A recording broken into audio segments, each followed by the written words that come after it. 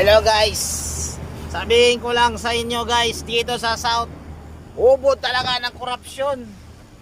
Magpapababa na lang kami ng MD, ang laki pa ng binabayad. Kagaya nito, back to back.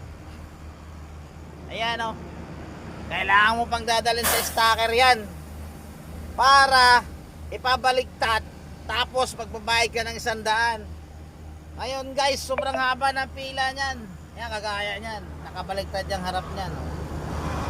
Yan, kailangan mo pumila rito, napakahaba na. Yang nasa una niyan, ipapabaliktad yan, 100 yan. Dito yan oh. Ang daming alam talaga para lang kumita ng pera na galing sa korupsyon. Ibang klase. Ang haba ng pila guys, ang haba ng pila. Saan kaya dinadala nitong pera na kinikita nila bukod pa sa sinasahod nila? Dami talagang alam.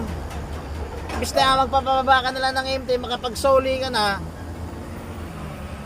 tangina, pipila ka pa talaga rito. Wisit. Yung mga yan, lahat kasi sa South, puro kotong, puro kurap. Wala nang matino, lalo yung mga operator na yan, sasama ng mga ugali. Ang sasama ng mga ugali ng mga operator na yan, lahat dito sa South.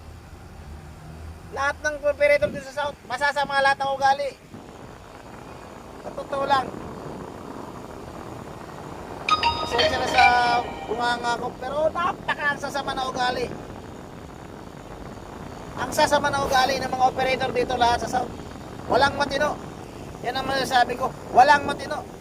Lahat dito. Bukang pera. Kawawa. Kawawa mga driver. Ano lang sa uli rito.